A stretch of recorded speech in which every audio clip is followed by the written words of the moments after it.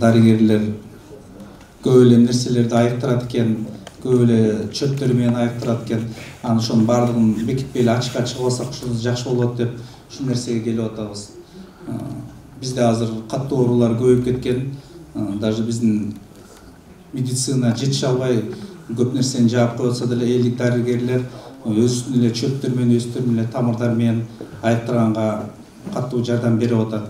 Бунун бүт нерсени ачыкка чыкса, медицина менен тыгыз иштесе, бул көп нерсеге даражага жете турган эле нерсе бар.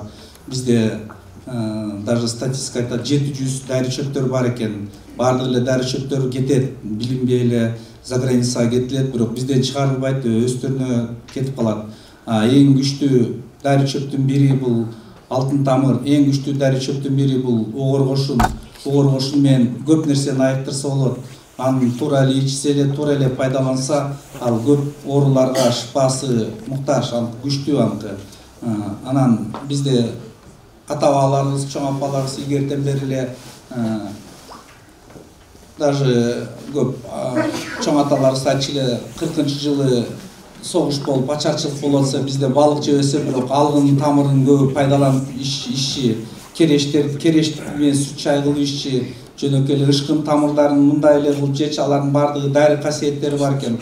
Булардын баардыгын изилдеп муктаж кылып законго киргизип алсак, бул эң жакшы нерсе болот.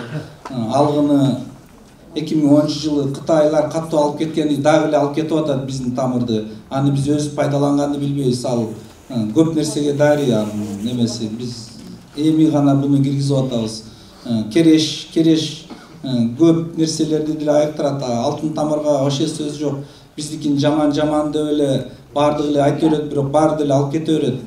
Ушунун баардыгын биз законго киргизип алып, өзүбүз пайдаланып, өзүбүз чыгарсак, өзүбүз ушул жерге чоң клиника ачылса, дейм, ушул жакшы нерсе болот. Баары бир дүйнөдө эң күчтүүнүн күчтүүсү бар огор кошунда. Ушул мыйзамды кабыл алып берип койсоңор, биз дагы кенен ачыгыраак иштесек жакшы болмок эле. Ушуну айтарым дедим. Рахмат силерге.